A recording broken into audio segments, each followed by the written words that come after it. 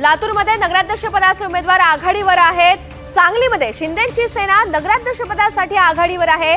बार्शीमध्ये भाजपचे नगराध्यक्ष सध्या आघाडीवर आहेत। वडगावमध्ये अजित पवार यांचा उमेदवार एक मताने विजयी झालाय। तर लातूरमध्ये नगराध्यक्षपदाचे काँग्रेसचे उमेदवार सध्या आघाडीवर आहेत। सांगलीमध्ये शिंदेंची सेना नगराध्यक्षपदासाठी आघाडीवर असल्याचं चित्र पाहायला मिळतंय। बार्शीमध्ये राजा राऊत यांना मोठा दिलासा, भाजपचे नगराध्यक्षपदाचे उमेदवार आघाडीवर आहेत। तर वडगावमध्ये अजित पवारांचा उमेदवार केवळ एका मताने विजयी झालेला आहे। वडगावमधील महत्त्वाची बातमी आपण पाहतोय, अजित पवार गटाचा उमेदवार हा फक्त एक मताने या ठिकाणी विजयी झालेला आहे। तर लातूरमध्ये नगराध्यक्षपदाचे उमेदवार आघाडीवर आहेत। सांगलीमध्ये शिंदेंची शिवसेना ही नगराध्यक्षपदासाठी सध्या आघाडीवर आहे। पश्चिम महाराष्ट्रामध्ये काहीसा शिंदे गटाचा जोर आता पाहायला मिळतोय। वडगावमध्ये अजित पवार यांचा उमेदवार एक मताने विजयी झाल्याची अपडेट आहे।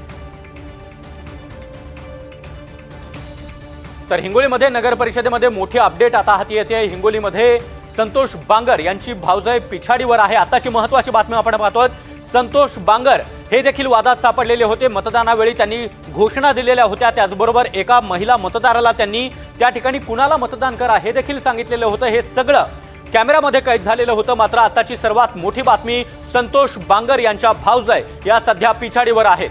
आताची सगळ्यात मोठी बातमी, कळमनुरीमध्ये आमदार संतोष बांगर यांची भाऊजाई पिछाडीवर आहे आणि त्याचमुळे बांगर यांना हा मोठा धक्का मानला जातोय। कळमनुरीमध्ये आमदार संतोष बांगर यांची भाऊजाई पिछाडीवर आहे।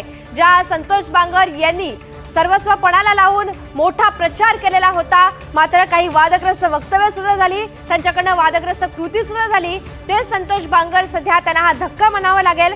कळमनुरीमध्ये आमदार संतोष बांगर यांची भाऊजाई सध्या पिछाडीवर आहे। शिवसेना शिंदे गटाचे आमदार संतोष बांगर यांनी प्रतिष्ठापनाला लावलेली होती। त्यांची भाऊजाई ही उमेदवार म्हणून या ठिकाणी मैदानामध्ये होती। मात्र कळमनुरीमध्ये आता संतोष बांगर यांची भाऊजाई सध्या पिछाडीवर आहे। मतदाना दिवशी संतोष बांगर हे वादात सापडलेले होते।